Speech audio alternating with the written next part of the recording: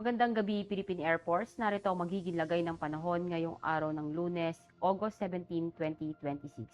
Sa kasalukuyan, meron po tayong binabantayang low pressure sa loob ng ating Philippine Area of Responsibility na kaninang alas 3 ng hapon na huling namataan sa layong 1,160 km east ng Northern Luzon. At ang nasabi pong low pressure sa ngayon po ay mababa ang tsansa na maging ganap na isang bagyo sa loob ng 24 oras.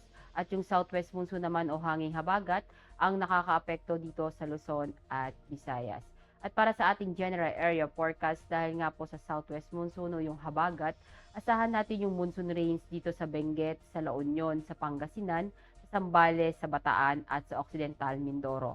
Asahan naman natin yung mga occasional rains sa Metro Manila, Ilocos Sur, sa Abra, sa Tarlac, sa Pampanga, sa Bulacan, sa Nueva Ecija, sa Cavite, sa Laguna, sa Batangas, sa Rizal, sa Occidental Mindoro at Antique. Asahan naman natin yung maulap na kalangitan na may mga kalat-kalat na pag-ulan, pagkulog at pagkidlat dito sa may Negros Island, sa ibang nalalabing bahagi ng Luzon at ibang nalalabing bahagi ng western part ng Visayas.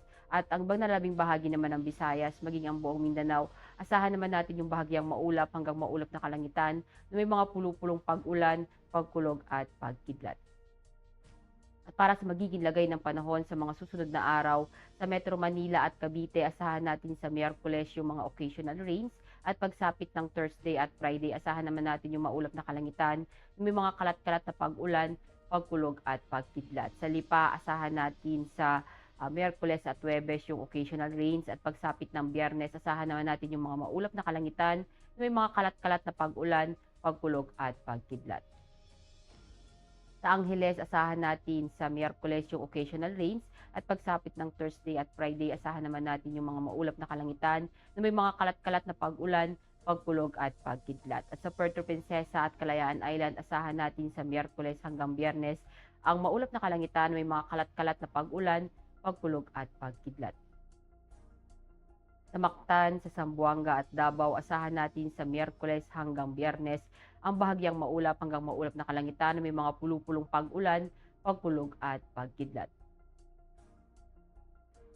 At para sa ating astronomical information, ang araw ay lumubog ng 6:18 ngayong hapon at sisikat bukas ng 5:43 ng umaga. Para sa ating moon illumination, meron tayong 25%.